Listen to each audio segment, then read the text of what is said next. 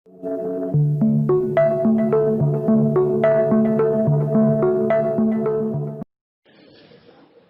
और सज्जनों, नमस्कार। आज की इस खुशनुमा सुहावनी सुबह में आप सबों का तहे दिल से मैं स्वागत करता हूं। मैं श्री निरंजन वर्मा जी से दरख्वास्त करूंगा कि वो राजीव दीक्षित को मंच पर ले आएं।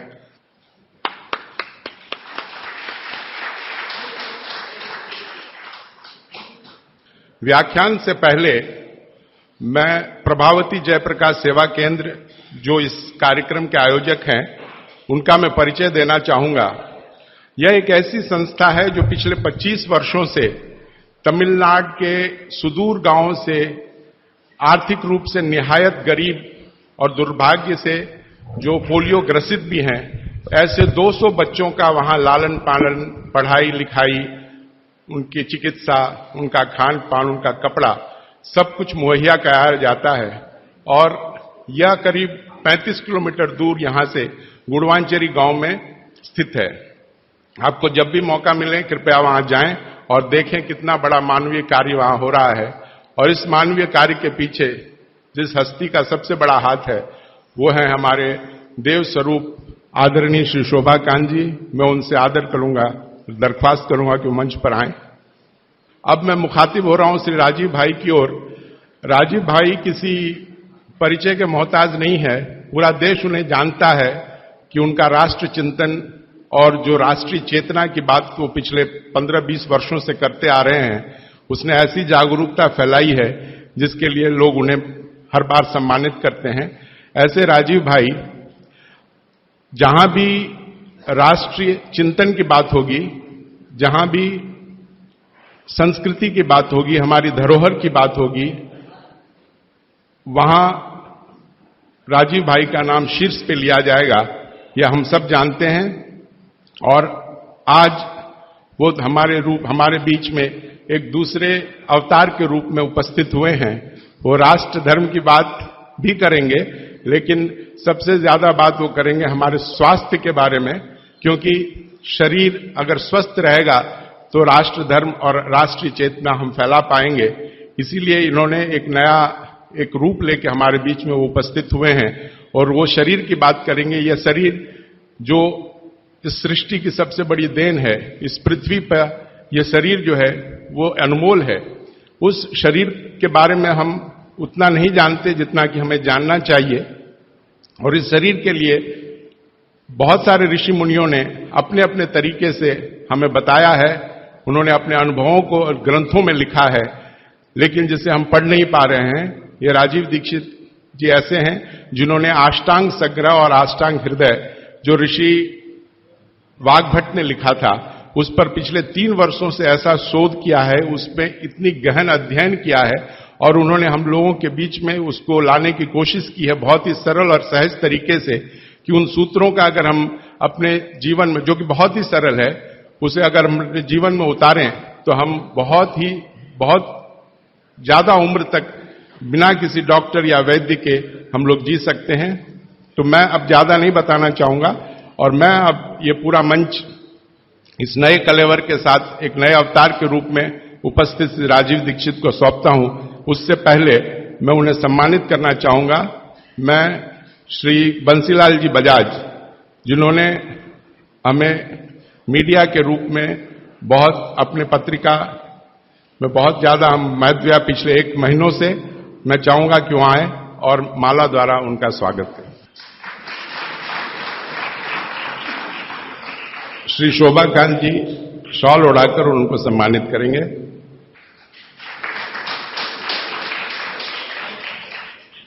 अब पूरा मंच राजीव दीक्षित को समर्पित है और मैं चाहूंगा कि अपने मोबाइल फोन्स को या तो स्विच ऑफ कर लें या फिर उसे साइलेंट मोड में डाल दें, क्योंकि स्वास्थ्य के लिए या स्वस्थ होने के लिए यह हमारा पहला चरण होगा। श्री राजीव दीक्षित जी। चेन्नई नगर के सभी सम्माननीय नागरिक बंधुओं, माताओं, बहनों, मैं बहुत आभारी हूं आप सभी का, और विशेष रूप से श्री शोभा कांत जी का, प्रदीप भाई का, निरंजन भाई का, मेघानी भाई, इन सब का बहुत आभारी हूं कि इन सब की प्रेरणा से मुझे आपके बीच में एक ऐसे विषय पर बात करने का मौका मिला जिन विषयों पर मैं पहले बात नहीं करता था। हमारी जो चिकित्सा और स्वास्थ्य का विषय है, इस पर बात करने की प्रेरणा मुझे पिछले 3-4 साल पहले हुई, जब मैंने भारत सरकार को एक पत्र लिखा था। मैंने भारत देश की सरकार के स्वास्थ्य मंत्री को एक पत्र लिखा था, ये जानने के लिए कि हमारे देश के लोगों की स्वास्थ्य की स्थिति क्या है। हमारे देश की सरकार हर 10-10 साल में एक जनसंख्या की गणना कराती है, जिसको सेंसस कहते हैं हमारे देश में। तो जब सेंसस होता है, तब उस समय यह भी गणना की जाती है कि कितने लोग बीमार हैं, किनको क्या क्या बीमारी है, और कितने लोग स्वस्थ हैं, कितने संपूर्ण स्वस्थ हैं, कितने आधे स्वस्थ हैं। तो मैंने आज से लगभग 4 साल पहले एक पत्र लिखा था स्वास्थ्य मंत्री को, और उसमें एक ही प्रश्न पूछा था कि भारत के लोगों की स्वास्थ्य की स्थिति क्या है। तो हमारे देश के मंत्री महोदय के सचिव ने, सेक्रेटरी ने उत्तर दिया कि देश के लोगों की स्वास्थ्य की जो स्थिति है, उसके लिए हम आपको पूरा डाटा भेज रहे हैं, आप उसका अध्ययन करके खुद अंदाजा लगा लीजिए। तो सरकार ने जो मुझको डाटा भेजा, वो 1-2 पन्ने का नहीं था, वो काफी 600-700 पन्ने का मोटा सा एक पुलिंदा था। उसमें जो सेंसस की रिपोर्ट थी, वो पूरी उन्होंने लिखी थी। वो पढ़कर मुझे बहुत परेशानी हो गई। परेशानी क्या हो गई कि उसमें उन्होंने बताया कि लगभग 112 करोड़ लोग इस देश में रहते हैं, और 112 करोड़ लोगों में स्वस्थ लोगों की संख्या गिनती की 25 से 30 करोड़ है। बस 25 से 30 करोड़ लोग ऐसे हैं इस देश में जिनको स्वस्थ कहा जा सकता है, जिनको किसी तरह का कोई रोग नहीं है, शारीरिक रूप से भी और मानसिक रूप से भी। बाकी जितने भी लोग हैं, सभी को कुछ न कुछ तकलीफें हैं। जैसे भारत सरकार के विशेषज्ञों ने यह कहा कि 5 करोड़ लोग इस देश में हैं जिनको डायबिटीज है, मधुमेह है, खराब बीमारी है। दुनिया के ज्यादातर डॉक्टर कहते हैं कि ये जल्दी ठीक नहीं होने वाली बीमारी है, और ये 5 करोड़ लोगों को हो गई है। और विशेषज्ञ ये कहते हैं उस रिपोर्ट में कि अगर यही गति और रफ्तार से डायबिटीज बढ़ती गई, तो अगले 2014 तक लगभग 10 से 12 करोड़ लोगों को ये होगी। फिर उस रिपोर्ट में उन्होंने कहा है कि 12 से 13 करोड़ लोग ऐसे हैं जिनको लंग्स इन्फेक्शन की भिन्न भिन्न बीमारियां हैं, जैसे दमा है, अस्थमा है, सांस फूलती है, ब्रोंकियल अस्थमा है, ट्यूबरकुलोसिस है। ऐसे 12-13 करोड़ लोग हैं। फिर वो विशेषज्ञों की रिपोर्ट कहती है कि भारत में लगभग 15-16 करोड़ लोग हैं जिनको घुटनों का दर्द, कमर का दर्द, कंधे का दर्द, हड्डियों का दर्द, जिसको आप संधिवात कहते हैं सरल भाषा में, ये हड्डियों के, जोड़ों के दर्द की बीमारियां हैं। फिर उसी रिपोर्ट में बताया गया है कि 9 से 10 करोड़ लोग हैं जिनको पेट का कुछ न कुछ तकलीफ है, जिनको पित्त की बीमारियों के द्वारा हम लोग अक्सर परिभाषित करते हैं। गैस बनना, एसिडिटी होना, अल्सर होना, पेप्टिक अल्सर होना, हाइपर एसिडिटी होना, वगैरह वगैरह। और ये सब मैं पढ़ता गया, और एक जगह लिखा हुआ था रिपोर्ट में, बहुत परेशान करने वाली बात, कि 20 से 22 करोड़ लोग हैं जिनको आंखों की कुछ न कुछ बीमारी है। या तो कम दिखता है या बिल्कुल नहीं दिखता, रात में नहीं दिखता, दिन में दिखता है तो रंग का अंतर पता नहीं चलता। हम लोग अंग्रेजी में उनको नाइट ब्लाइंडनेस या कलर ब्लाइंडनेस या ग्लूकोमा जैसी बीमारियों से परिभाषित करते हैं। और ये पढ़ते पढ़ते मैं परेशान होता गया। अंत में रिपोर्ट के आखिरी हिस्से में सरकार की तरफ से ये बताया गया था कि ये सब बीमारियां तो हैं और सरकार इनके लिए क्या क्या प्रयास कर रही है। हर साल केंद्र सरकार का बजट है इन बीमारियों को ठीक करने के लिए, वो करीब 96,000 करोड़ रुपए का है, परोक्ष और प्रत्यक्ष दोनों मिलाकर, डायरेक्ट और इनडायरेक्ट। फिर राज्य सरकारों के अलग अलग बजट हैं। उन्होंने बताया कि जैसे तमिलनाडु की राज्य सरकार का बजट 35,000 करोड़ का है, आंध्र प्रदेश की सरकार का बजट 28,000 करोड़ का है। ऐसे अलग अलग राज्यों की सरकारों का बजट है। केंद्र सरकार का बजट और राज्य सरकार का बजट दोनों मिलाकर औसतन मैंने निकाला तो लगभग 1-1.25 लाख करोड़ रुपए का खर्चा है सरकार की तरफ से। फिर ये पूरी रिपोर्ट पढ़ने के बाद और एक हिस्सा है रिपोर्ट का कि भारत की सरकार कहती है कि विभिन्न बीमारियों का इलाज करने के लिए इस देश में जो डॉक्टरों की संख्या है, जो रजिस्टर्ड हैं, वो 23 लाख हैं। एमबीबीएस, एमडी, एमएस BAMS माने आयुर्वेद के और प्लस BHMS होम्योपैथी के, तीनों विधाओं के, होम्योपैथी, आयुर्वेद और एलोपैथी तीनों मिलाकर सरकार कहती है कि 23 लाख डॉक्टर हैं जो रजिस्टर्ड हैं। अब 23 लाख डॉक्टर और लगभग 70 से 75 करोड़ मरीज या बल्कि 80 करोड़ मरीज, तो मैंने हिसाब निकाला कि एक डॉक्टर कितने लोगों का इलाज कर सकता है। अगर ईमानदारी से कोई डॉक्टर सवेरे से शाम तक, सवेरे 7 बजे से शाम 7 बजे तक क्लिनिक में काम करे तो ज्यादा से ज्यादा 50 लोगों को वो देख सकता है। अब 23 लाख डॉक्टर हैं और 50 का उसमें गुणा कर दो तो बीमारों की संख्या और जिनका इलाज हो पा रहा है उनकी संख्या में जमीन आसमान का अंतर है। फिर मैंने एक दूसरा पत्र लिखा और मैंने स्वास्थ्य मंत्री को यह कहा कि ये डॉक्टरों की संख्या तो पर्याप्त नहीं है बीमारों का इलाज करने के लिए। क्या सरकार की ऐसी कोई योजना है कि डॉक्टरों की संख्या बढ़ाई जाए? तो मंत्री के यहां से पत्र आ गया कि भारत की सरकार और राज्य की सरकारों ने अब तक जितने डॉक्टर्स बनाए हैं इनको बनाने में करीब 10 लाख करोड़ से ज्यादा का खर्च हो चुका है। अगर ये संख्या हम दुगनी करें तो 20 लाख करोड़ रुपए हमें चाहिए।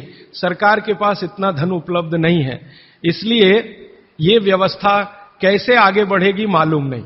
फिर मैंने भारत सरकार को याद दिलाया कि भारत सरकार ने एक अंतर्राष्ट्रीय समझौता किया हुआ है जिसमें कई देश शामिल हैं और वो समझौते का टाइटल है 2014 तक सभी स्वस्थ। भारत में सन 2014 तक सभी को स्वस्थ हो जाना है, ये सरकार का समझौता है। तो 2014 तक कैसे होने वाला है? मुझे नहीं लगता कि कोई होने की संभावना है और सरकार स्वीकार करती है कि जिस गति से सरकार काम कर रही है, अगर सभी हिंदुस्तानियों को स्वास्थ्य दिया जाए, चिकित्सा दी जाए तो कम से कम 350 साल लगेंगे। ये कैलकुलेशन मैंने कैसे निकाला? हर साल जितने डॉक्टर इस देश में पढ़कर निकल रहे हैं एलोपैथी, होम्योपैथी और आयुर्वेद के, और उसमें देश का जो ग्रोथ रेट है 10% वो जोड़कर हर साल उनकी संख्या बढ़ती जाए तो 350 साल में सभी को चिकित्सा और स्वास्थ्य मिल जाएगा। अब पता नहीं 350 साल में कितने जीवित बचेंगे और कितने यहां से चले जाएंगे। अब मेरी एक जो दुख की बात है मन की वो ये कि 350 साल में जनसंख्या अगर जो बढ़ रही है उसको जोड़ दिया इसमें तो किसी को भी स्वास्थ्य कभी भी उपलब्ध नहीं हो सकेगा। जब ये जानकारी मुझे आई तो मैं बहुत परेशान हुआ और मैंने सोचा कि ये तो बड़ी गंभीर स्थिति है। फिलहाल पिछले कुछ वर्षों से मैं स्वामी रामदेव जी के साथ जुड़ा हूं, उनसे जब मैंने इन सब विषयों पर चर्चा की तो वो भी कहते हैं कि बात तो बहुत गंभीर है, सबको स्वास्थ्य मिलना सरकार के बूते का और सरकार के दम पर और चिकित्सा जो चल रही है इस देश में उसके दम पर तो संभव नहीं है, कोई और रास्ता ढूंढना पड़ेगा। अब दूसरा रास्ता ढूंढने के लिए मैंने भारत देश के कई बड़े चिकित्सकों से बात करना शुरू किया, ऐसे वैद्यों से बात करना शुरू किया जो आयुर्वेद के बड़े पंडित माने जाते हैं इस देश में। विशेष रूप से एक वैद्य हैं हार्डीकर, पूना में रहते हैं और उनका भारत में बहुत बड़ा ऊंचा स्थान है। आजकल हिंदुस्तान के आयुर्वेद चिकित्सा के जो विशेषज्ञ हैं वो उनको आधुनिक चरक कहते हैं, इतनी ऊंची स्थिति है उनकी। हार्डीकर जी की उम्र उनकी लगभग 85 वर्ष हो चुकी है। मैंने हार्डीकर जी से कहा कि भारत की चिकित्सा की जो स्थिति है वो ये है, सरकार कहती है, आप क्या मानते हैं? तो उन्होंने कहा कि भारत में किसी को भी सरकार के भरोसे चिकित्सा कभी नहीं मिल सकती। अगर कोई व्यक्ति चाहे तो अपनी चिकित्सा स्वयं करे तभी रास्ता खुलेगा और कोई रास्ता नहीं। हार्डीकर जी ने एक दिन मुझे कहा कि तुम जानते हो 200 साल पहले हिंदुस्तान में लोग बीमार नहीं थे इतने। तो मैंने कहा आप कैसे कहते हैं? उन्होंने कहा स्टैटिस्टिक्स देख लो, आंकड़े देख लो। तो 200 साल पहले के भारत के लोगों के चिकित्सा और स्वास्थ्य के आंकड़े मैंने इकट्ठे किए जो अंग्रेजों की सरकार के द्वारा तैयार किए गए थे, क्योंकि उस समय भारत में अंग्रेजों की सरकार चलती थी। तो मुझे हैरानी हुई कि आज जितने बीमार हैं और उस समय जितने बीमार थे, आज जितनी जनसंख्या है और 200 साल पहले जितनी जनसंख्या है, वो सब बातों को ध्यान में रखते हुए मैं अगर आपको सरल भाषा में कहूं कि अगर आज 100% लोग बीमार हैं तो 200 साल पहले मुश्किल से 8 या 10% लोग ही बीमार थे। अब वो 8 से 10% लोगों की चिकित्सा के लिए अंग्रेजों ने एलोपैथी व्यवस्था यहां शुरू की थी, जो शायद पर्याप्त रही होगी, क्योंकि बीमारों की संख्या बहुत कम थी। आज बीमारों की संख्या हमारी कुल संख्या की 70 से 80% हो गई है और ये चिकित्सा लगभग फेल हो गई है। पिछले 60 वर्षों में आजादी के बाद आप सब जानते हैं, सरकार भी मानती है इस बात को, कि जितना विकास हुआ है एलोपैथी चिकित्सा का, जितने डॉक्टर बढ़े हैं, जितनी दवाएं बढ़ी हैं, जितने हॉस्पिटल्स बढ़े हैं, जितनी सुविधाएं बढ़ी हैं, उतनी बीमारियां कई गुना गति से बढ़ गई। अब न हॉस्पिटल पर्याप्त हैं, न डॉक्टर पर्याप्त हैं। आप अक्सर आए दिन अखबारों में समाचार पढ़ते होंगे, टीवी पर देखते होंगे कि लोगों को बिना इलाज के मर जाना पड़ता है, बिना दवा के मर जाना पड़ता है, हॉस्पिटल के बाहर बेचारे पड़े रहते हैं और डॉक्टर कहते हैं कि उनके ऊपर काम का इतना बोझा है कि वो सभी पेशेंट को अटेंड नहीं कर सकते। ये दोनों तरफ की बातें समझने के बाद मुझे वैद्य हार्डीकर जी की बात समझ में आई कि सब लोग अपनी चिकित्सा करने लगे तो रास्ता खुलता है सभी के स्वस्थ होने का। तो मैंने एक दिन हार्डीकर जी को पूछा कि क्या यह संभव है कि हर आदमी अपनी चिकित्सा खुद कर ले, तो डॉक्टर की क्या जरूरत है? तो उन्होंने कहा है कि डॉक्टर क्या करता है, डॉक्टर क्या करता है, आपसे कुछ बातें पूछेगा, आपको भूख लगती है कि नहीं, प्यास लगती है कि नहीं, नींद आती है कि नहीं, खाना अच्छा लग रहा है कि नहीं, वगैरह वगैरह, और ये सब आप उसको बताएंगे।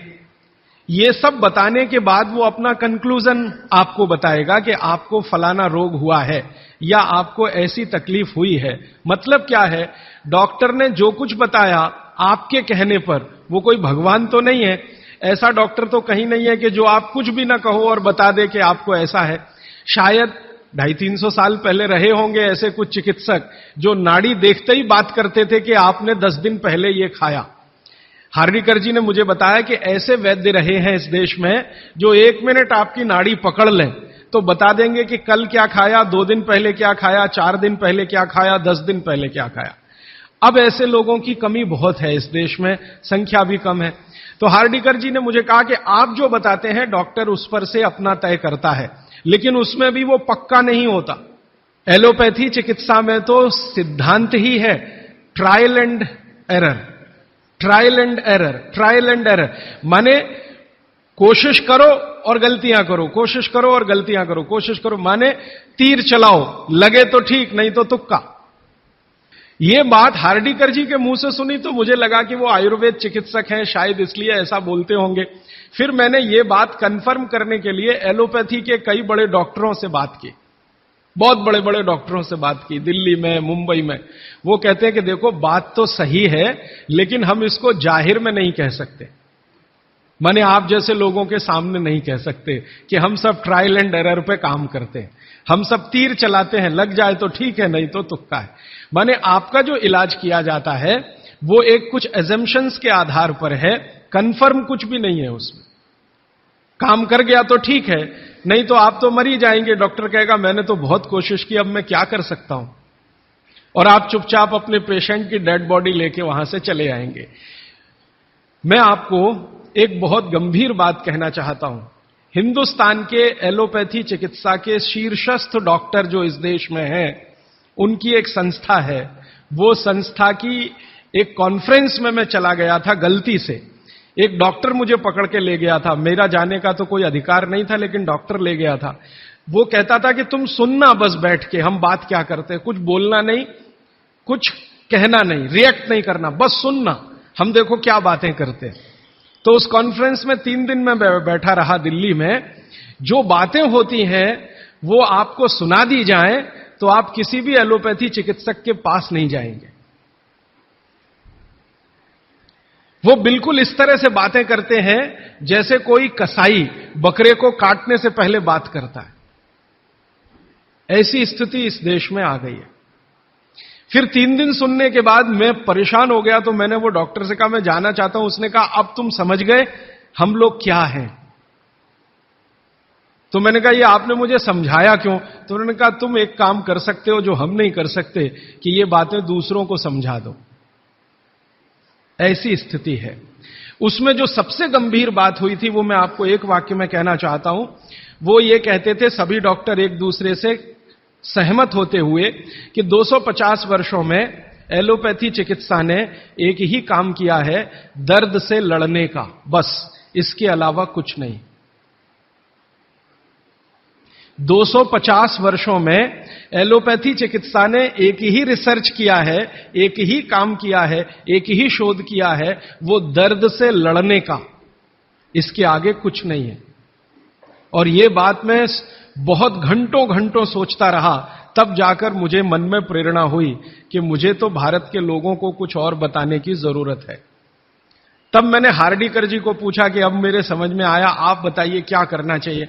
तो उनका, देखो, आयुर्वेद एक ऐसी चिकित्सा पद्धति है जिसमें महान महान लोगों ने, चरक ऋषि, सुश्रुत ऋषि, बागभट्ट ऋषि, निघंटु ऋषि, पाराशर ऋषि, ये सब महान महान लोगों ने एक बात कॉमन कही है, और वो ये कही है कि जो व्यक्ति मरीज होता है वो सबसे अच्छा डॉक्टर हो सकता है। इसको आप गंभीरता से मनन करते रहिए। ये बात चरक ने भी कही है, सुश्रुत ने भी कही है, बागभट्ट ने कही है, निघंटु ने कही है, पाराशर ने कही है कि जो रोगी होता है वो सबसे अच्छा डॉक्टर हो सकता है, क्योंकि उसको अपने दुख और तकलीफ का जितनी गहराई से महसूस हो सकता है वो किसी भी डॉक्टर को नहीं होता। जो अपने दुख तकलीफ को गहराई से महसूस कर सकता है वो चिकित्सा भी कर सकता है, बस उसको कुछ ज्ञान की जरूरत है।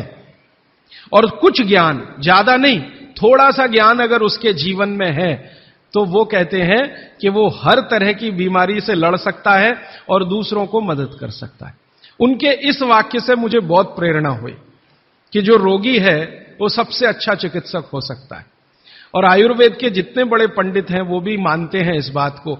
वो ये कहते हैं कि आयुर्वेद का 85% हिस्सा, ये बात मैं आप सबको बहुत विनम्रता पूर्वक लेकिन गंभीरता से कह रहा हूं, इसको आप कभी भूलिएगा मत। आपके जीवन के स्वास्थ्य और चिकित्सा का 85% हिस्सा इतना सरल और आसान है कि आप स्वयं उसे कर सकते हैं। मात्र 15% हिस्सा ऐसा है जिसमें आपको किसी विशेषज्ञ की मदद की जरूरत पड़ सकती है, मात्र 15%। अगर परसेंटेज में बात किया जाए तो आप जानते हैं 33% पर आदमी पास हो जाता है, और उसके ऊपर सेकंड डिवीजन, थर्ड डिवीजन, और 60 पे तो फर्स्ट डिवीजन होती है, 75% पे तो डिस्टिंक्शन आ जाती है। मैं 85% की बात कर रहा हूं। 85%, 85% चिकित्सा और स्वास्थ्य का हिस्सा ऐसा है जो आप स्वयं अपने जीवन में कर सकते हैं बिना किसी विशेषज्ञ की मदद के। बस 15% हिस्सा है जिसमें किसी विशेषज्ञ की जरूरत है। और आपको मैं एक आगे की बात कहता हूं कि ये जो 15% हिस्सा है आपकी जिंदगी का जिसमें आपको विशेषज्ञ की जरूरत पड़ती है, ये हिस्से में सबसे कम बीमारियां हैं, सबसे कम बीमारियां। माने जहां आपको विशेषज्ञ की आवश्यकता पड़े आपके जीवन में, वो बीमारियों की संख्या सबसे कम है, और जहां विशेषज्ञ की जरूरत नहीं है आपको अपने जीवन में, वो बीमारियां सबसे ज्यादा है। इसका माने कि हम 85% तो डॉक्टर हो ही सकते हैं। कंक्लूजन इस बात का यह है। अब आप अगर 85% से और बेहतर डॉक्टर होना चाहते हैं तो बागभट्ट ऋषि कहते हैं कि अपने शरीर को थोड़ा जान लीजिए, बस।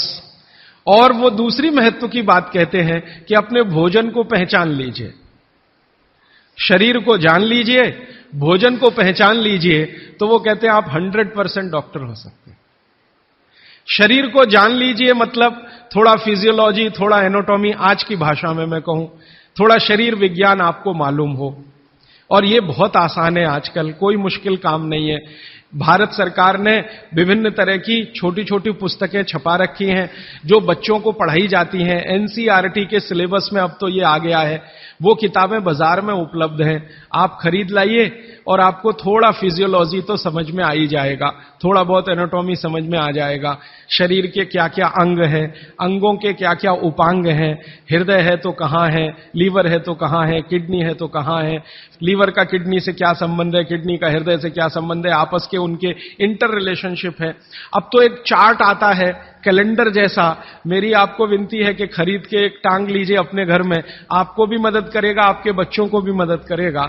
तो ये हिस्सा बहुत आसान है, मुश्किल नहीं है। बस इसमें जो मुश्किल हिस्सा है वो ये कि शरीर के अंगों के और उपांगों के जो नाम हैं वो जो भाषा में दिए गए हैं वो आपको थोड़ा कम समझती है, तो आप आयुर्वेद वाला ले लीजिए, वो आसानी से समझ में आएगा, उनके आपस के संबंध वगैरह वगैरह।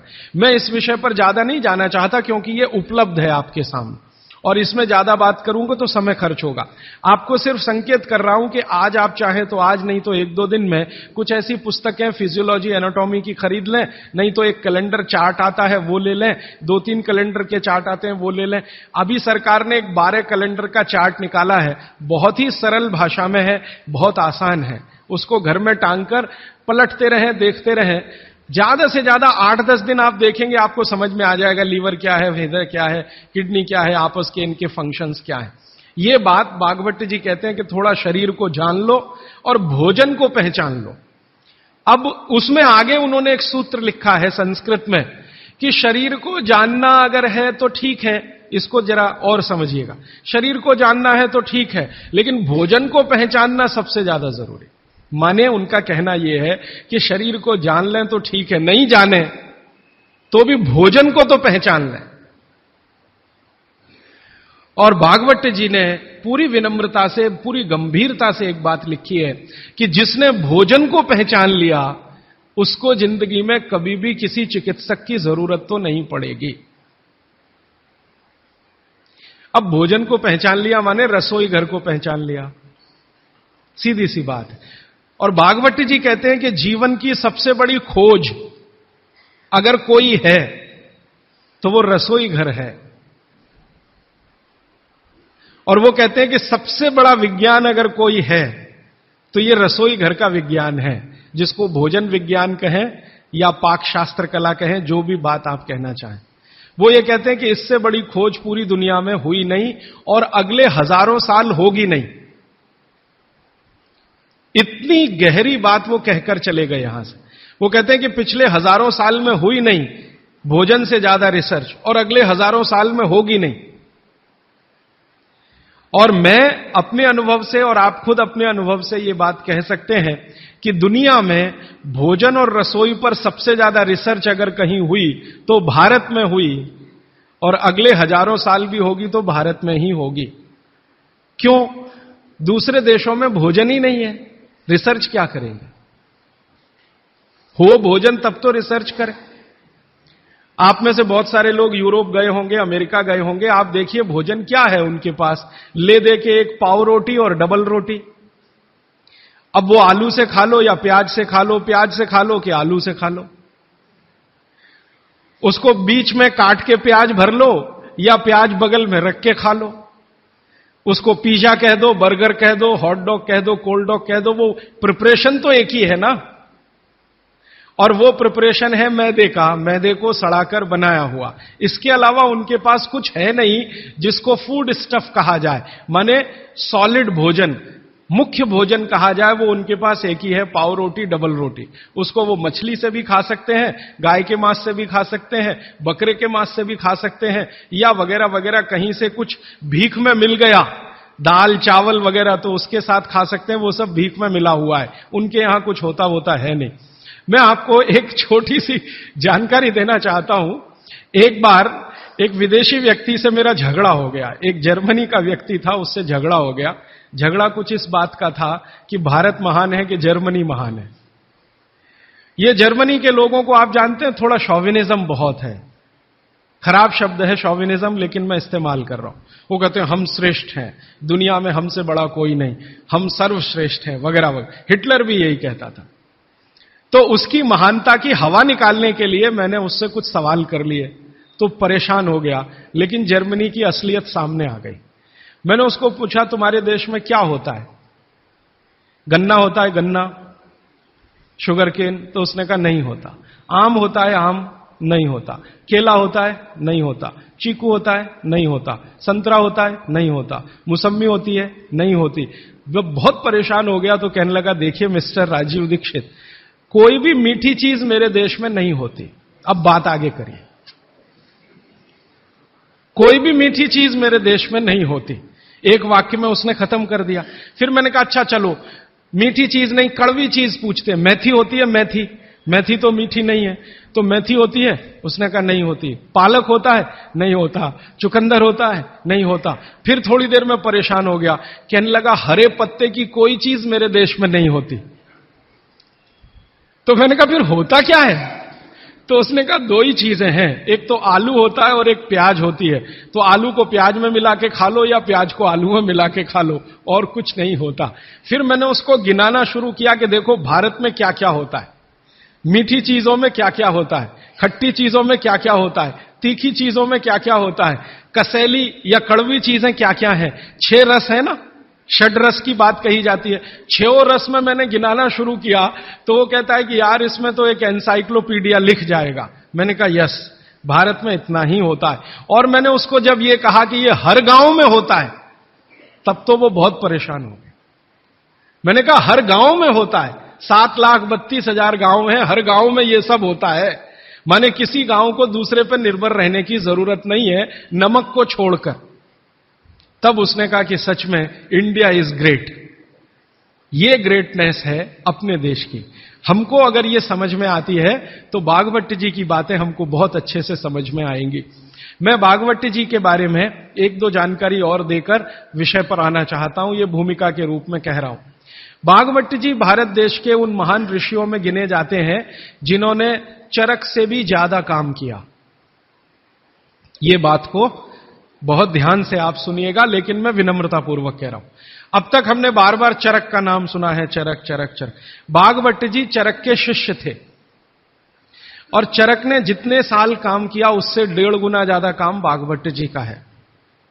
चरक जी के जाने के बाद चरक ने जो सूत्र लिखे हैं, जो उनकी खोज है, रिसर्च है, चरक संहिता जो पूरा का पूरा शास्त्र है, उसके एक एक सूत्र को प्रमाणित करने का काम भागवत जी ने किया।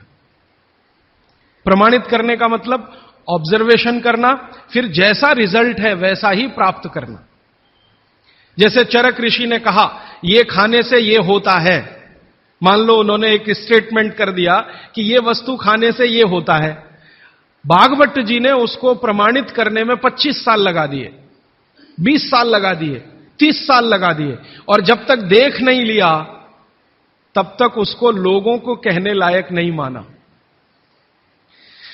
हमारे आयुर्वेद चिकित्सा शास्त्र के जो विशेषज्ञ हैं वो ये मानते हैं कि चरक जो थे महापंडित थे, बहुत ऊंचे स्थान के व्यक्ति थे, लेकिन भागवत जी थे वो साधारण आदमियों के चिकित्सक थे।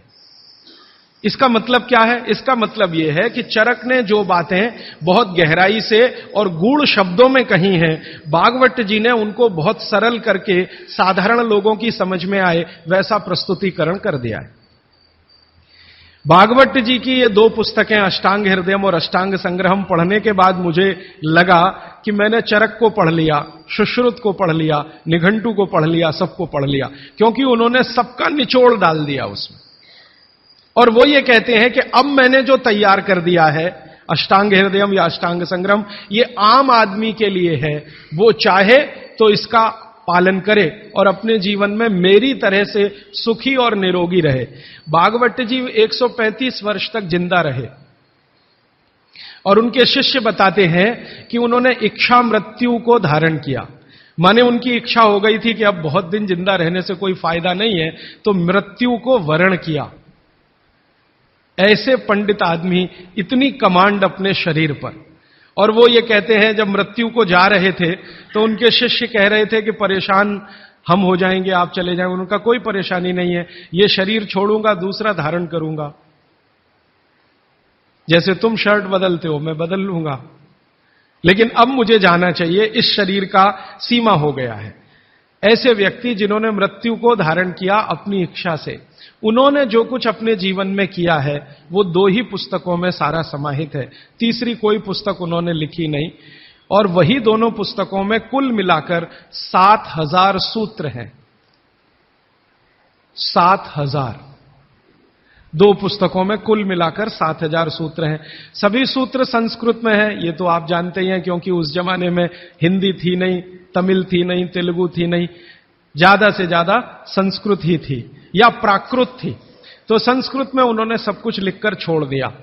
वही सूत्र मैं पिछले कई वर्षों से पढ़ता रहा, 4-5 वर्षों से तो बहुत ज्यादा पढ़ रहा हूं। जब से मुझे मन में ये बात आई, पढ़ता रहा। और हमारा जो अभियान है, जो पूरे देश में हम चलाते हैं स्वदेशी के लिए, उससे ये बहुत गहराई से जुड़ा है। क्योंकि हमारे अभियान में अब तक हम ये बात करते थे ना कि घर में पेप्सी कोला, कोका कोला मत लाओ क्योंकि विदेशी पेय है। फिर मैं ये भी कहता था ये पीने लायक नहीं है, टॉयलेट क्लीनर है। बहुत साल पहले मैं बोल के गया था चेन्नई में। अब सरकार ने भी मान लिया है कि टॉयलेट क्लीनर है और वैज्ञानिकों ने सिद्ध कर दिया है कि टॉयलेट क्लीनर है। तो ये बातें हम स्वदेशी अभियान में जोड़कर चलते थे। जब मुझे पता चला कि इसी स्वदेशी अभियान का एक बड़ा हिस्सा है, पेप्सी कोका कोला भारत से धन लूटकर अमेरिका ले जा रहा है, ऐसे एलोपैथी चिकित्सा की दवाएं बनाकर कंपनियां उससे भी ज्यादा लूट कर ले जा रहे। एक अमेरिकन कंपनी है, उसका नाम है प्रॉक्टर एंड गैम्बल। उसकी बैलेंस शीट मैंने देखी तो उनका मुनाफे का प्रतिशत 20,000 है, माने 20,000% प्रॉफिट कमा रहे हैं वो भारत में। पेप्सी कोका कोला तो 1000% पे काम कर रहे हैं, प्रॉक्टर एंड गैम्बल 20,000% पे काम कर रहा है। एक अमेरिकन कंपनी है एली लिली, उनका प्रॉफिट परसेंटेज 35,000 है, 35,000% मुनाफा कमा रहे हैं वो भारत में। तो ध्यान में आया कि विदेशी कंपनियां पेप्सी कोका कोला बेचकर जितना धन कमा रही हैं, उससे कई गुना ज्यादा एलोपैथी की दवाएं बेचकर कमा रही हैं। और उस धन को कमाने में भारत के चिकित्सक उनकी थोड़ी मदद कर रहे हैं, क्योंकि वो उन्हीं दवाओं का प्रिस्क्रिप्शन लिख रहे हैं जो ये कंपनियां बेच रही हैं। मैंने बहुत सारे चिकित्सकों से यह पूछने का लगातार प्रयास किया है कि आप इसी कंपनी की दवाएं क्यों लिखते हैं। मान लो एक चिकित्सक है, बहुत पैसे वाला है, प्रॉक्टर एंड गैम्बल की ही दवाएं लिखता है। बंबई में मैंने ये ज्यादा काम किया।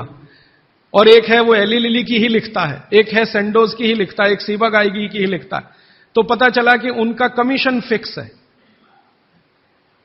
ये खराब शब्द बोलने के लिए आप मुझे माफ करेंगे, डॉक्टरों का कंपनियों से कमीशन फिक्स है। माने कमीशन जो कंपनी ज्यादा देगी वो उसका प्रिस्क्रिप्शन लिखेंगे। इसका मतलब यह है कि उनको आपकी चिकित्सा से कोई लेना देना नहीं है, उनको अपने कमीशन की चिंता है। और वो कमीशन खाकर ऐसी दवाएं भी लिखेंगे आपको जो जरूरत नहीं है, गैर जरूरी है। अक्सर आपने देखा है कि एक साथ कोई डॉक्टर का प्रिस्क्रिप्शन है, 18-20 गोलियां लिखी हुई हैं, 4 सुबह 4 दोपहर 4 शाम 4 रात गोलियां ऐसे खिलाते हैं जैसे सब्जियां खाएं हम।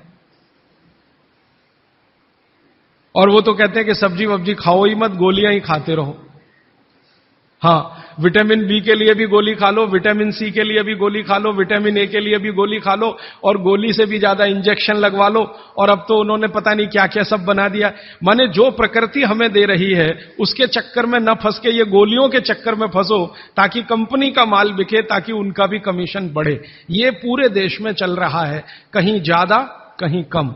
मैं आपको विनम्रतापूर्वक यह कहने आया कि जिस चिकित्सक को भगवान मानकर आप उसके पास जाते हैं, पैसे भी देते हैं, फीस भी देते हैं, लेकिन वो दवा आपको देता है कमीशन के आधार पर कि ज्यादा कमीशन है तो ये दवा लिखनी है, नहीं तो नहीं लिखनी। और भारत की सरकार बिल्कुल भी फेल हो चुकी है इस कमीशन खोरी को रोकने में। और मेडिकल काउंसिल ऑफ इंडिया के पास ऐसा कोई कार्यक्रम नहीं है कि डॉक्टरों की कमीशन खोरी पर वो कंट्रोल कर सके। जो शपथ लेकर डॉक्टर निकल रहे हैं उसके ठीक उल्टे काम वो अपने जीवन में कर रहे हैं। एक शपथ उनको दिलाई जाती है, वो शपथ लेकर निकलते हैं, उसमें बड़ी बड़ी बातें हैं, लेकिन जीवन ठीक उसका उल्टा है। तो ये सब बातों को ध्यान में रखकर मुझे ऐसा लगा कि भागवत जी की बात जो वो कहते हैं कि 85% जो जीवन की चिकित्सा है वो हर व्यक्ति स्वयं कर सकता है, 15% के हिस्से में विशेषज्ञ की जरूरत है। तो मुझे लगा कि जो 85% है वो तो जानो। और वो जानने के लिए 5-6 साल जो काम किया मैंने, उसमें से कुछ सूत्र मैंने निकाले। भागवत जी के 7,000 सूत्र हैं। सभी सूत्रों पे बात करूं तो कम से कम तो महीना सवा महीना लगता है, वो भी रोज 3 घंटे बात करूं तो मैंने कहा और सोचा कि इतना समय किसी के पास भी नहीं है और शायद मेरे पास भी नहीं है, तो इनमें से कुछ सूत्र हैं जो बहुत जरूरी लगते हैं, वो निकालो।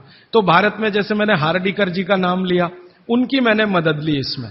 और हार्डीकर जी के बराबर के कई ऐसे वैद्य हैं, उनकी मदद मैंने ली और मैंने कहा कि आप मुझे बताओ ये सूत्र, ये सूत्र, ये सूत्र, ये सूत्र बहुत ही जरूरी है, बिना इसके आदमी का जीवन ही नहीं चलेगा, ये पहले मुझे बता दो। तो उन्होंने बताना शुरू किया, तो वो 7,000 से घट के 3,000 तक आए। फिर मैंने कहा ये 3,000 में मुझे बताओ, तो 3,000 से 1,000 पर आए, फिर 500 पर आए, फिर 500 से 50 पर आ गए। और वो 50 के बाद भी उन्होंने कहा अगर तुम ये 50 भी नहीं बता सकते तो ये 15 तो जरूर बता दो। तो मैं तो आपको 50 तो कम से कम बताने ही वाला हूं, क्योंकि अगले 5-6 दिन मेरे पास समय है, लेकिन उन 50 में जो 15 हैं वो सबसे महत्वपूर्ण हैं। भागवत जी खुद मानते हैं और उनके नीचे के जितने भी विशेषज्ञ हुए हैं पिछले हजारों सालों में, वो भी मानते हैं कि ये सबसे महत्वपूर्ण सूत्र है। उसमें से पहला सूत्र मैं बात शुरू करता हूं। आपके पास अगर कागज पेन हो तो जरूर निकाल लीजिए, नोटबुक है तो बहुत अच्छा होगा, डायरी है तो बहुत ही अच्छा होगा, क्योंकि पता नहीं दोबारा कब कौन व्यक्ति इस विषय पर आपसे बात करने आएगा।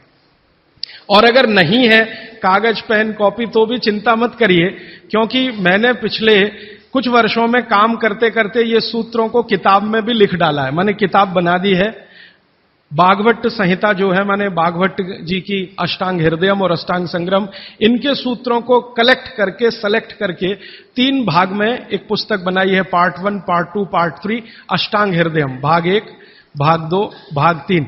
मूल लेखक भागवत जी हैं, मैंने सिर्फ सिलेक्शन किया है और सिलेक्शन के साथ आज के हिसाब से उसको थोड़ा विश्लेषित किया है।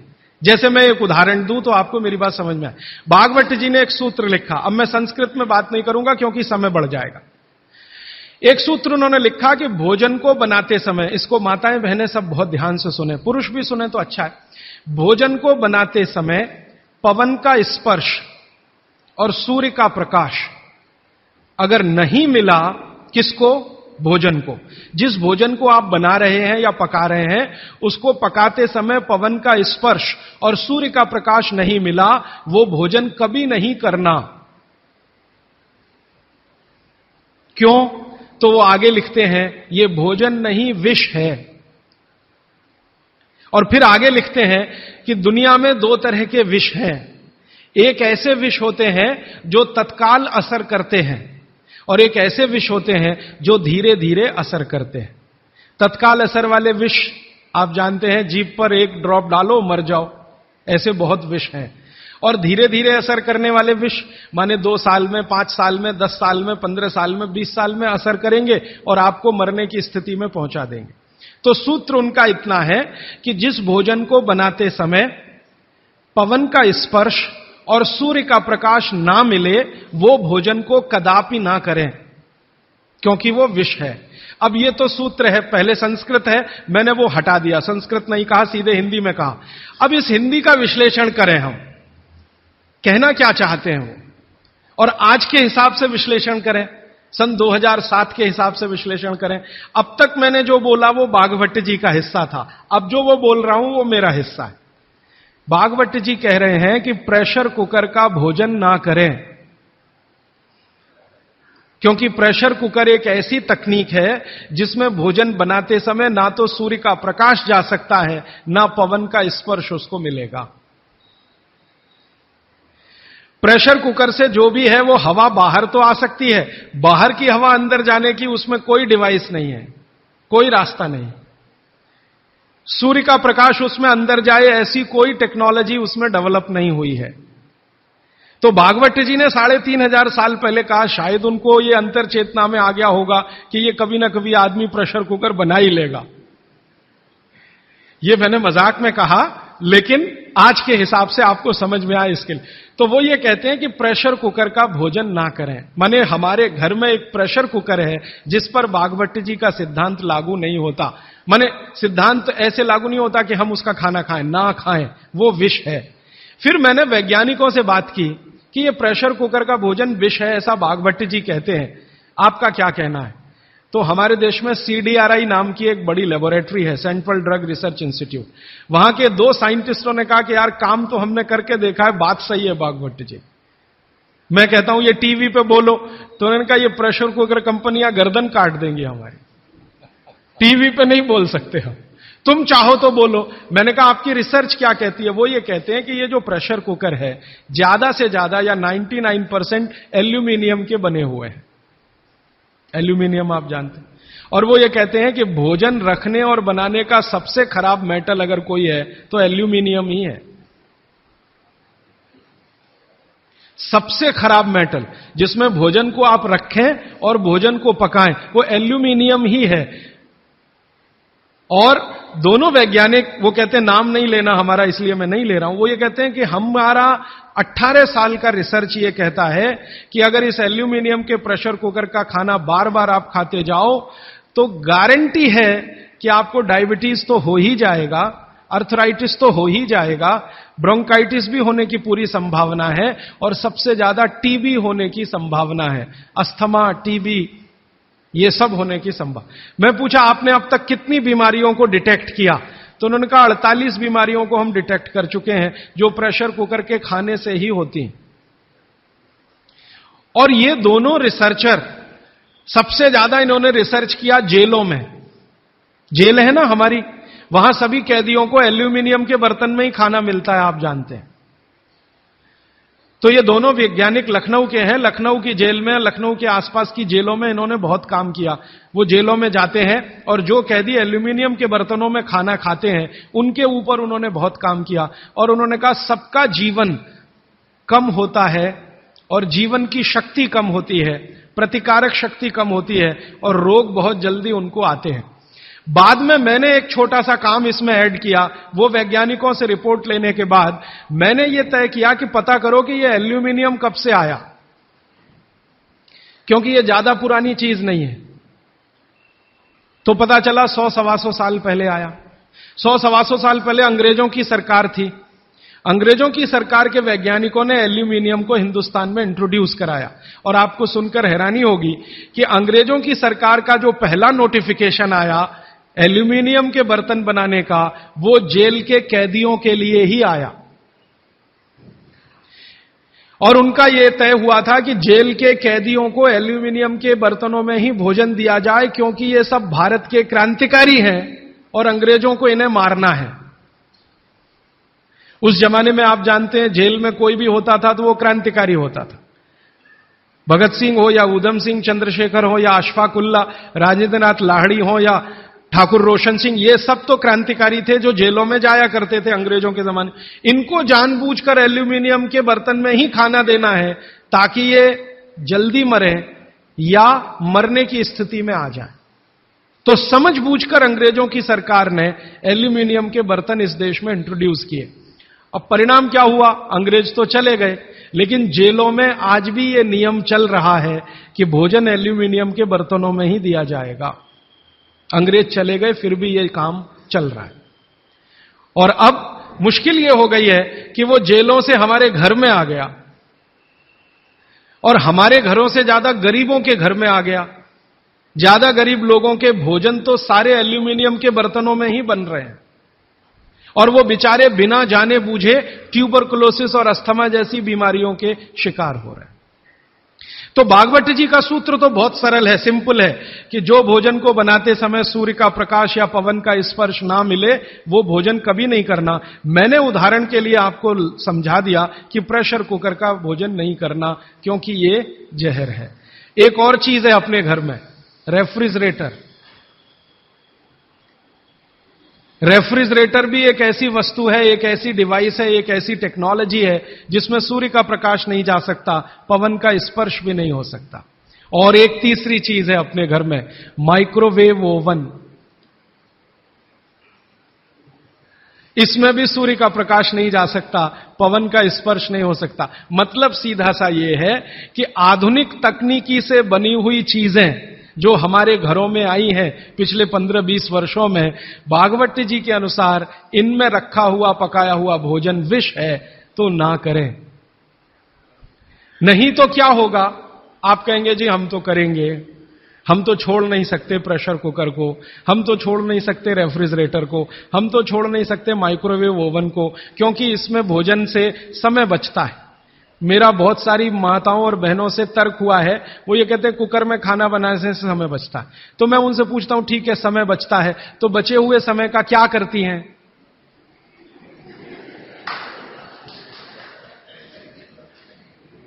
तो ज्यादातर माताओं बहनों का उत्तर है सास भी कभी बहू देखते हैं। इधर प्रेशर कुकर में खाना बना के समय बचा, फिर हमने टीवी के सामने वो समय इन्वेस्ट कर दिया, तो नेट रिजल्ट क्या? और फिर मैं जब उनको समझाता हूं कि ये जो आपने आधा घंटा या 1 घंटा समय बचाया भोजन पकाने में, ये आपका घंटों घंटों हॉस्पिटल में खराब कराएगा। तब 2 घंटे रोज के हिसाब से मान लो बचा लिया, और साल भर में आपने 700-800 घंटे बचा लिए, कल्पना करो। फिर एक दिन हॉस्पिटल में भर्ती हो गए और 2-4 महीने वहां निकल गया, नेट रिजल्ट क्या? वही 0 का 0। तो ये एक सूत्र है जिस पर मैं आपसे बात कर रहा हूं कि भोजन को बनाते समय, पकाते समय कोई ऐसी वस्तु जहां सूर्य का प्रकाश ना जाता हो, पवन का स्पर्श ना होता हो, वो ना करें। अब इसमें विश्लेषण की जरूरत है। भागवती जी तो लिख के चले गए, अब ये क्यों का जवाब हमें ढूंढना है, और इसमें जरूरत हो तो आधुनिक विज्ञान की मदद भी लेनी है। मॉडर्न साइंस ने कुछ लॉजिक डेवलप किए हैं, कुछ ऑब्जर्वेशंस उन्होंने दिए हैं, तो उनकी मदद से ये क्यों ना करें, क्या कारण है, यहां से अब बात मैं शुरू करता हूं। आधुनिक विज्ञान क्या कहता है प्रेशर कुकर के बारे में, ये जाने। प्रेशर कुकर एक ऐसी टेक्नोलॉजी है जो खाने को जल्दी पकाती है, ये है सीधा सा मतलब। अब खाने को जल्दी पकाने के लिए ये प्रेशर कुकर क्या करता है, जो भोजन आपने उसमें अंदर रखा है पकने के लिए उस पर, और जो पानी डाला है आपने भोजन पकाने के लिए उस पर अतिरिक्त दबाव डालता है। यह है प्रेशर। प्रेशर माने दबाव। तो अतिरिक्त दबाव डालने की टेक्नोलॉजी है प्रेशर कुकर। और यह अतिरिक्त दबाव कहां से आता है? प्रेशर कुकर में आपने दाल डाली, ऊपर से पानी डाला, थोड़ा हल्दी मसाले डालकर बंद करके रख दिया। अब उसमें वो एक सीटी लगा दी। वो सीटी लगाई, यही सबसे खतरनाक चीज है पूरे प्रेशर कुकर के। सीटी ना लगाएं तो आपका प्रेशर कुकर आपके लिए अच्छा है। सीटी लगाते ही क्या करता है, पानी गर्म होगा। आप जानते हैं पानी गर्म होने से वाष्पीकरण शुरू होता है, वेपराइजेशन शुरू होता है। तो पानी की वाष्प प्रेशर कुकर में चारों तरफ इकट्ठी हुई, वो वाष्प जो है ना, वो दबाव डालती है। किस पर? दाल पर, चावल पर, सब्जी पर। यह दबाव डाल के होता क्या है, दाल, एक कल्पना करिए, अरहर की दाल, थोड़ी देर के लिए कल्पना, अरहर की दाल के छोटे छोटे टुकड़े, एक दाल को तोड़कर 2 टुकड़े, जिसको द्विदल कहते हैं। जैन समाज के लोग तुरंत समझ में आ जाएंगे। द्विदल, चने की दाल, अरहर की दाल, ये सब द्विदल है। इसको तोड़कर आपने दाल बनाई है। अब ये दाल पानी में पड़ी है, नीचे से गर्म और ऊपर से भाप का दबाव, तो ये दाल जो है ना फट जाती है। फटना समझते हैं? वो दरकना शुरू हो जाता है। उसके अंदर के जो मॉलिक्यूल हैं, दाल के अंदर जो अणु हैं, वो अणु एक दूसरे को जो जकड़कर बैठे हुए हैं, ये पानी का प्रेशर उन अणुओं को तोड़ता है और दाल दरकना शुरू होती है। वो दाल दरक जाती है और पानी इतना गर्म होता है तो उबल जाती है, पकती नहीं है, उबलती है। पकना और उबलने में अंतर है। तो उबल जाती है और दरक जाती है। आप खोलते हैं, 5 मिनट बाद आपको लगता है दाल पक गई है। पक नहीं गई है, वो थोड़ी सॉफ्ट हो गई है, नरम हो गई है, क्योंकि नीचे से गर्मी पड़ी, ऊपर से प्रेशर पड़ा वाष्प का। वो पकी नहीं है, उबल गई है और उसका सॉफ्टनेस बढ़ गई है। तो आपने खा लिया तो आपने कहा पकी हुई दाल खा ली। माफ करिए, दाल पकी हुई नहीं है। फिर आप बोलेंगे जी पकी हुई दाल और इस दाल में क्या अंतर है? पकी हुई दाल का आयुर्वेद में एक सिद्धांत है। आयुर्वेद में वैसे सभी सिद्धांत हैं, उसमें से एक मैं आपसे बता रहा हूं। आयुर्वेद चिकित्सा यह कहती है कि जिस वस्तु को खेत में पकने में जितना ज्यादा समय लगता है, जिस वस्तु को पकने में खेत में जितना ज्यादा समय लगता है, भोजन रूप में पकने में भी उसको ज्यादा समय लगता है। अब अरहर की दाल की बात करें, आप में से थोड़ा भी गांव से जुड़ा हुआ कोई व्यक्ति होगा तो आप जानते हैं अरहर की दाल को खेत में पकने में कम से कम 7 से 8 महीने लगता है। कम से कम 7 से 8 महीना लगता है। क्यों? अरहर की दाल में जो कुछ भी है जिसको आप न्यूट्रिएंट के रूप में जानते हैं, माइक्रो न्यूट्रिएंट के रूप में जानते हैं, सूक्ष्म पोषक तत्व के रूप में जानते हैं, वो मिट्टी से दाल तक आने में सबसे ज्यादा समय लगता है। ये जो मिट्टी है ना खेत की, ये माइक्रो न्यूट्रिएंट्स का खजाना है। खेत की मिट्टी में कैल्शियम है, खेत की मिट्टी में आयरन है, खेत की मिट्टी में सिलिकॉन है, कोबाल्ट है, जिप्टन है, जोरोन है, ये सब माइक्रो न्यूट्रिएंट्स खेत की मिट्टी में है। ये पौधे की जड़ में आते हैं, जड़ से तने में आते हैं, तने से फल में आते हैं। इस पूरी क्रिया में बहुत समय लगता है, तो इसलिए दाल को पकने में समय लगता है। तो आयुर्वेद यह कहता है कि जिस दाल को खेत में पकने में ज्यादा समय लगा, उसको घर में भी पकने में ज्यादा समय लगना चाहिए। क्यों? ये जो माइक्रो न्यूट्रिएंट्स धीरे धीरे एब्जॉर्ब हुए हैं दाल में, खींच कर आए हैं दाल में, इनको डिसॉल्व होने में भी धीरे धीरे ही समय लगेगा। आप दाल क्यों खाना चाहते हैं? आप दाल खाना चाहते हैं प्रोटीन के लिए। प्रोटीन कहां से आएगा? ये जो माइक्रो न्यूट्रिएंट्स का कलेक्शन दाल में इकट्ठा है, इनके टूट जाने पर, बिखर जाने पर, तो वो बिखरने और टूटने में उसको देरी लगने वाली है, क्योंकि आने में देरी लगी है। यह प्रकृति का सिद्धांत है, आयुर्वेद का नहीं कहना चाहिए, प्रकृति का सिद्धांत है। बच्चे को पेट के अंदर गर्भाशय में विकसित होने में समय लगता है। दुनिया में हर चीज को विकसित होने में समय लगता है, जल्दी कुछ नहीं होता। इसलिए दाल भी जल्दी नहीं पकती, बच्चा भी जल्दी नहीं होता। सभी चीजों में यह है, प्रकृति का नियम है।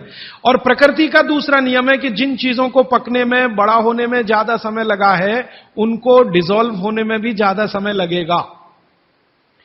और दाल जब डिसॉल्व होगी तब उसके प्रोटीन्स आपको मिलेंगे भोजन में। इसीलिए आप दाल खा रहे हैं, ताकि आपको प्रोटीन की कमी पूरी हो। कुछ विटामिन आपको चाहिए, कुछ प्रोटीन्स आपको चाहिए, कुछ और दूसरे अंश आपको चाहिए। तो आयुर्वेद का नियम बिल्कुल सीधा है कि दाल ज्यादा देर में पकी है तो घर में भी ज्यादा देर में पके। अब मेरे समझ में आया कि हमारे पुराने लोग जो बुजुर्ग थे वो कितने बड़े वैज्ञानिक थे। मैं एक बार जगन्नाथपुरी गया था, आप भी गए होंगे। तो वहां भगवान का प्रसाद बनाते हैं तो प्रेशर कुकर में नहीं बनाते, आप जानते हैं। हालांकि वो चाहे तो प्रेशर कुकर रख सकते हैं, क्योंकि जगन्नाथपुरी के मंदिर के पास करोड़ों रुपए की संपत्ति है। तो मैंने मंदिर के महंत को पूछा कि ये भगवान का प्रसाद, माने वहां दाल और चावल मिलता है प्रसाद के रूप में, वो मिट्टी की हांडी में क्यों बनाते हैं? आप में से जो भी गए हैं जगन्नाथपुरी, आप जानते हैं वो मिट्टी की हांडी में दाल मिलती है और मिट्टी की हांडी में चावल मिलता है, या खिचड़ी मिलती है, जो भी मिलता है प्रसाद के रूप में। तो मैंने महंत को पूछा कि आप ये मिट्टी की हांडी में ही क्यों बनाते हैं? तो उसने एक ही वाक्य कहा, मिट्टी पवित्र होती है। तो ठीक है, पवित्र होती है, ये हम सब जानते हैं। लेकिन वो जो नहीं कह पाया महंत, वो आपको मैं कहना चाहता हूं कि मिट्टी न सिर्फ पवित्र होती है, बल्कि मिट्टी सबसे ज्यादा वैज्ञानिक होती है। क्योंकि हमारा शरीर मिट्टी से बना है, मिट्टी में जो कुछ है वो शरीर में है, और शरीर में जो है वो मिट्टी में है। हम जब मरते हैं ना और शरीर को जला देते हैं तो 20 ग्राम मिट्टी में बदल जाता है पूरा शरीर। 70 किलो का शरीर, 80 किलो का शरीर मात्र 20 ग्राम मिट्टी में बदल जाता है, जिसको राख कहते हैं। और इस राख का मैंने विश्लेषण करवाया एक लेबोरेटरी में, तो उसमें कैल्शियम निकलता है, फास्फोरस निकलता है, आयरन निकलता है, जिंक निकलता है, सल्फर निकलता है, 18 माइक्रो न्यूट्रिएंट्स निकलते हैं मरे हुए आदमी की राख में। ये सब वही माइक्रो न्यूट्रिएंट्स हैं जो मिट्टी में है। इन्हीं 18 माइक्रो न्यूट्रिएंट से मिट्टी बनी है, यही 18 माइक्रो न्यूट्रिएंट शरीर में है जो मिट्टी में बदल जाता है। तो महंत का कहना कि मिट्टी पवित्र है, वो बहुत वैज्ञानिक स्टेटमेंट है। बस इतना ही है कि वो उसको एक्सप्लेन नहीं कर सकता। एक्सप्लेन क्यों नहीं कर सकता? आधुनिक विज्ञान उसने नहीं पढ़ा या उसको मालूम नहीं है। लेकिन आधुनिक विज्ञान का रिजल्ट मालूम है, पवित्रता। रिजल्ट उसे मालूम है, विश्लेषण नहीं मालूम। वो हमारे जैसे मूर्खों को मालूम है। मैं अपने को उस महंत की तुलना में मूर्ख मानता हूं। क्यों? क्योंकि मुझे यह विश्लेषण करने में 3 महीने लग गए, वो बात 3 मिनट में समझा दिया कि मिट्टी पवित्र है। तो ये मिट्टी की जो पवित्रता है, उसकी जो माइक्रो न्यूट्रिएंट्स की कैपेसिटी या कैपेबिलिटी है, उसमें से आई है। तो मिट्टी में दाल आई है, दाल आपने पकाई है, तो वो महंत कहता है कि मिट्टी पवित्र है, इसलिए हम मिट्टी के बर्तन में ही दाल पकाते हैं। भगवान को पवित्र चीज ही देते हैं, अपवित्र चीज भगवान को नहीं दे सकते। अच्छा, मैं वो दाल ले आया और भुवनेश्वर लेके गया, पुरी से भुवनेश्वर। भुवनेश्वर में CSIR का एक लेबोरेटरी है, council of science and industrial research का लेबोरेटरी है, जिसको रीजनल रिसर्च लेबोरेटरी कहते हैं। तो वहां ले गया, कुछ वैज्ञानिकों से कहा ये दाल है, उन्होंने कहा हाँ हाँ ये पुरी की दाल है। मैंने कहा इसका विश्लेषण करना है, इस दाल में क्या है। तो उन्होंने कहा यार ये तो बड़ा मुश्किल काम है, 6-8 महीने लगेगा। मैंने कहा ठीक है, फिर भी। तो उन्होंने कहा हमारे पास पूरे इंस्ट्रूमेंट नहीं है, हमारे पास जो जो चाहिए वो नहीं है, आप दिल्ली ले जाओ तो बेहतर है। तो मैंने कहा दिल्ली ले गया तो खराब तो नहीं होगी? उन्होंने कहा नहीं होगी, क्योंकि ये मिट्टी में बनी है। तो पहली बार मुझे समझ में आया मिट्टी में बनी है तो खराब नहीं होगी। तो मैं ले गया दिल्ली तक, सच में ले गया। और भुवनेश्वर से दिल्ली पहुंचने में आप जानते हैं करीब करीब 36 घंटे से ज्यादा लगता है। दिल्ली में दिया, कुछ वैज्ञानिकों ने उस पर काम किया और उनका जो रिजल्ट है, जो रिसर्च है, जो रिपोर्ट है, वो ये है कि इस दाल में एक भी माइक्रो न्यूट्रिएंट कम नहीं हुआ पकाने के बाद भी। इस दाल में एक भी माइक्रो न्यूट्रिएंट कम नहीं हुआ पकाने के बाद भी। फिर मैंने उन्हीं वैज्ञानिकों को कहा कि भैया प्रेशर कुकर की दाल का भी जरा देख लो। तो उन्होंने कहा ठीक है, वो भी देख लेते हैं। तो प्रेशर कुकर की दाल को जब उन्होंने रिसर्च करके देखा तो उन्होंने कहा इसमें माइक्रो न्यूट्रिएंट्स बहुत ही कम हैं। मैं पूछा परसेंटेज वाइज बता दो। तो उन्होंने कहा अगर अरहर की दाल को मिट्टी की हांडी में पकाओ और 100% माइक्रो न्यूट्रिएंट्स हैं तो कुकर में पकाने में 13% ही बचते हैं, 87% नष्ट हो गए। मैं पूछा कैसे नष्ट हुए? तो उन्होंने कहा ये जो प्रेशर पड़ा है ऊपर से और इसने दाल को पकने नहीं दिया, तोड़ दिया, मॉलिक्यूल्स टूट गए हैं, तो दाल तो बिखर गई है, पकी नहीं है, बिखर गई है, सॉफ्ट हो गई है। तो खाने में हमको ऐसा लग रहा है कि ये पका हुआ खा रहे हैं, लेकिन वास्तव में वो नहीं है। पके हुए से मतलब यह होता है कि जो माइक्रो न्यूट्रिएंट्स आपको कच्चे रूप में शरीर को उपयोग नहीं आते, उनको आप उपयोगी बना लें, इसको पका हुआ कहते हैं आयुर्वेद में। जो सूक्ष्म पोषक तत्व कच्ची अरहर की दाल खाने में शरीर को उपयोगी नहीं आएंगे, वो उपयोगी आने लायक बनाएं, उसको पका हुआ कहा जाता है या कहेंगे। तो उन्होंने कहा कि यह मिट्टी की हांडी की दाल बहुत बहुत क्वालिटी में ऊंची है, बशर्ते कि आपके प्रेशर कुकर की। और दूसरी बात तो आप सभी जानते हैं, वो मुझे सिर्फ रिपीट करनी है कि मिट्टी की हांडी की बनाई हुई दाल को खा लीजिए तो जो उसका स्वाद है वो जिंदगी भर नहीं भूलेंगे आप। इसका मतलब क्या है? भारत में चिकित्सा का और शास्त्र पाक कला का ऐसा विज्ञान विकसित हुआ है जहां क्वालिटी भी मेंटेन रहेगी और स्वाद भी मेंटेन रहेगा। तो मिट्टी की हांडी में बनाई हुई दाल को खाएं तो स्वाद बहुत अच्छा है और शरीर की पोषकता उसकी इतनी जबरदस्त है कि दाल का सही खाने का मतलब उसमें है। तब मैंने गांव-गांव घूमता रहता हूं तो पूछना शुरू किया, तो बोलते हैं लोग कि ज्यादा नहीं, 30-40 साल पहले सब घर में मिट्टी की हांडी की दाल थी। मेरी दादी को पूछा तो दादी कहती है कि हम तो जिंदगी भर मिट्टी की दाल ही खाते रहे। तब मेरे समझ में आया कि मेरी दादी को डायबिटीज क्यों नहीं हुआ। तब मुझे समझ में आया उसको घुटने का दर्द क्यों नहीं हुआ।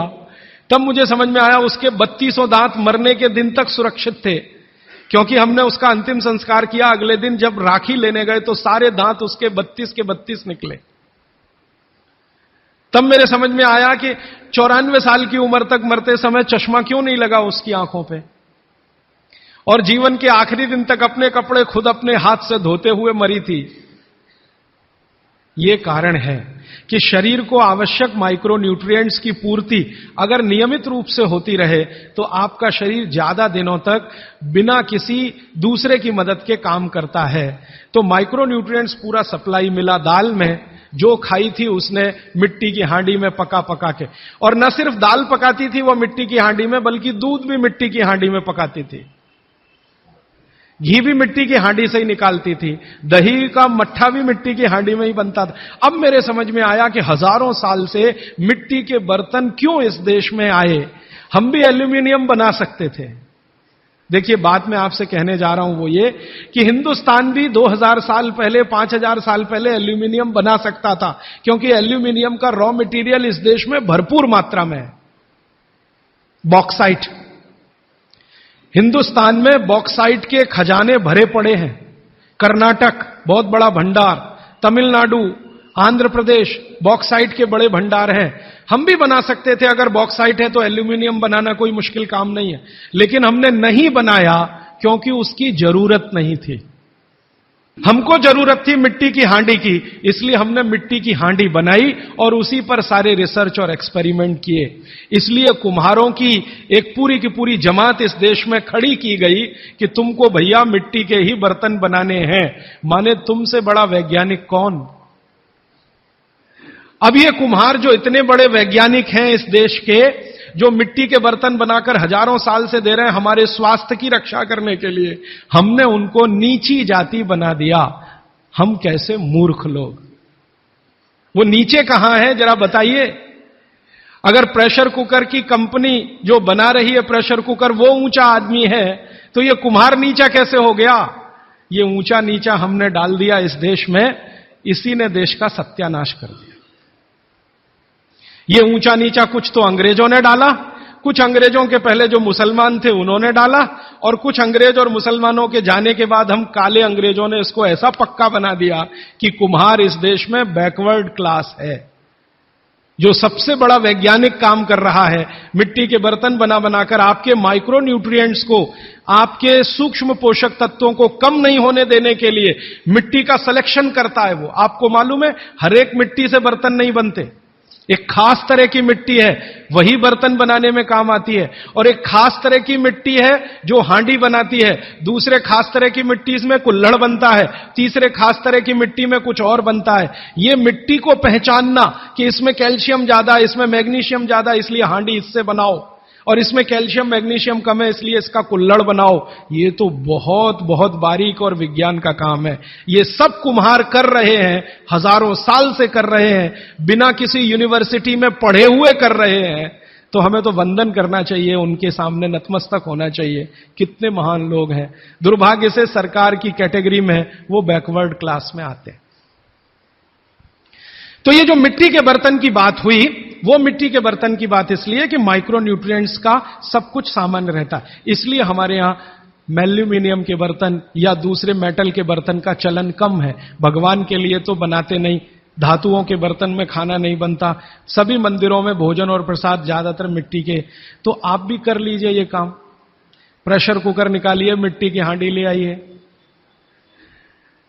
तो आप कहेंगे जी दाल देर में पकेगी, सिद्धांत ही वही है दाल का, तो जो देर में खेत में पकी है वो देर में घर में भी पकेगी। तो आप बोलेंगे फिर टाइम मैनेजमेंट कैसे होगा? मैं आपको सरल बता देता हूं। दाल को हांडी में रख के चढ़ा दीजिए, बाकी सब काम करते रहिए, घंटे डेढ़ घंटे में पक जाएगी। उतार लीजिए, फिर खा लीजिए। घंटे डेढ़ घंटे में आपके झाड़ू पोछा, दूसरे बर्तन साफ करना, कपड़े साफ करना, या जो भी काम करना है, पढ़ना लिखना, बच्चों को पढ़ाना, वो करते रहिए, वो दाल पकती रहेगी। ये है भागवत जी का सूत्र कि ऐसा भोजन नहीं करना जो बनाते समय, पकाते समय सूर्य के प्रकाश से वंचित हो और पवन के स्पर्श से वंचित हो।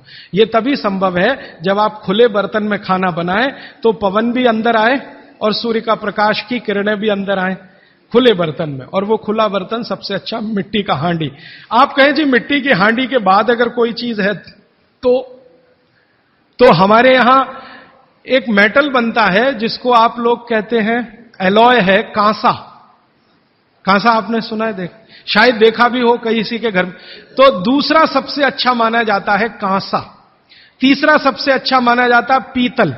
अब ये कांसे और पीतल में भी हमने काम कर लिया कि अरहर की दाल को कांसे के बर्तन में पकाएं तो उसके सिर्फ 3% माइक्रो न्यूट्रिएंट कम होते हैं, 97% मेंटेन रहते हैं।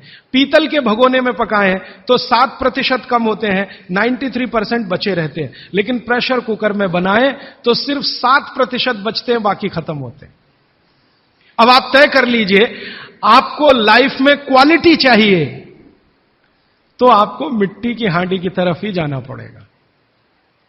क्वालिटी ऑफ लाइफ की अगर बात आप करेंगे, माने जो खा रहे हैं वो पूरे शरीर में पोषकता दे, ये लाइफ की क्वालिटी की बात आप करेंगे तो मिट्टी की हांडी की तरफ ही जाना पड़ेगा। माने भारत की तरफ वापस लौटना पड़ेगा इंडिया से। अभी हम हैं इंडिया में, जो बनाया अंग्रेजों ने या बना दिया अमरीकियों ने, इस इंडिया से निकल के भारत की यात्रा करनी पड़ेगी। और मैंने पिछले 1-2 वर्षों में ये बातें गांव-गांव में कहना शुरू किया है, तो इसका परिणाम पता है क्या, कि कुम्हारों की इज्जत बढ़ गई है गांव में। गांव वाले समझते हैं कि ये तो कोई बड़ा काम कर रहे हैं हमारे लिए। और मैं मानता हूं कि मेरे व्याख्यान की अगर कोई सार्थकता है तो वो ये कि कुम्हारों की इज्जत इतनी बढ़ जाए कि वो पंडितों के बराबर आ जाएं, क्योंकि वो किसी से नीचे नहीं है, क्योंकि वो किसी से छोटे नहीं है। भले वो मिट्टी के बर्तन बना रहे हैं, बहुत वैज्ञानिक काम वो कर रहे हैं। और मजे की बात कि वो हांडी बना के आपको 20-25 रुपए में ही दे रहे हैं, प्रेशर कुकर तो 250-300 रुपए का है। और सबसे मजे की बात कि ये हांडी जब खत्म होगी, माने इसकी लाइफ पूरी हो जाएगी, तो ये हांडी फिर मिट्टी में मिल जाएगी और फिर वही मिट्टी से हांडी बन जाएगी। दुनिया में ऐसी कोई वस्तु नहीं है। प्रेशर कुकर के बारे में तो नहीं कह सकते आप, बायोडिग्रेडेबल है। तो आप कोशिश करें अपने घर में थोड़ा परिवर्तन करें। अब मैं आखिरी बात जो आज की कह रहा हूं वो ये, मैंने पिछले 2 वर्षों में मैं होम्योपैथी की भी चिकित्सा करता हूं। तो बहुत सारे पेशेंट मुझे फोन करते हैं, राजीव भाई ये। तो मैंने कुछ पेशेंट को खास कर कहा कि देखो भैया, आपको मैं कोई दवा नहीं दूंगा। तो कहने लगे फिर बीमारी कैसे ठीक होगी? मैंने कहा एक ही काम करो, मिट्टी की दाल खाना शुरू करो, मिट्टी की हांडी में रखी हुई दाल खाना शुरू करो। चावल खाना है तो मिट्टी की हांडी का। कहने लगे राजीव भाई कौन करेगा ये सब? मैंने कहा आपकी बीवी करेगी या आप करोगे? अगर जिंदगी चाहिए तो झक मार के आप करोगे, नहीं तो अमेरिका जाओ, कनाडा जाओ, जर्मनी जाओ, लाखों रुपए खर्च करो, फिर भी झक मार के वापस आओ, डॉक्टर कहेगा इलाज नहीं। तो आप देख लो, तो जो गंभीर मरीज है वो आप जानते हैं वो कुछ भी करेंगे जो आप कहेंगे। तो मेरे पास कुछ डायबिटीज के क्रोनिक पेशेंट हैं, बहुत क्रोनिक, जिनका यूनिट, शुगर यूनिट 480 के ऊपर है। ऐसे 100 से ज्यादा पेशेंट, कुछ गुजरात में है, कुछ राजस्थान में और कुछ बंबई में। मैंने उनको कहा ध्यान से मिट्टी का बर्तन ले आओ और शुरू करो। अब बर्तन लाने में तकलीफ हुई तो कुम्हार को ढूंढना पड़ा, तो लेकिन मिल गया। वो 8 से 9 महीना हो गया नियमित रूप से मिट्टी की दाल और मिट्टी का चावल, माने हांडी की दाल और हांडी का चावल, हांडी की खिचड़ी नियमित रूप से खा रहे हैं। और अब तो उन्होंने मिट्टी का तवा भी ले आया अपने घर में रोटी बनाने के लिए।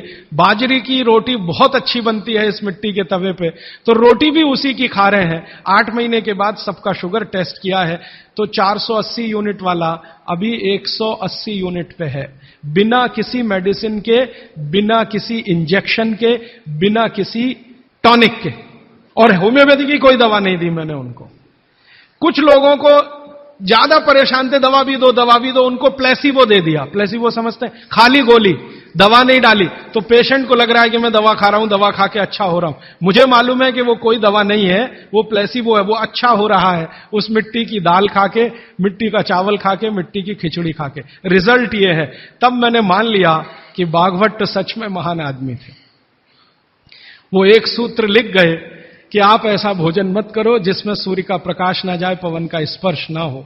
तो वो आपके लिए अमृत तत्व है, भोजन नहीं है, वो अमृत जैसा है। ये एक सूत्र पूरा होता है, 8:30 का समय हो गया है। आगे कल दूसरा सूत्र, तीसरा, ऐसे कर करके जो सबसे जरूरी 15 है वो पहले बताऊंगा और उसके आगे बढ़ता जाए। आभार, धन्यवाद।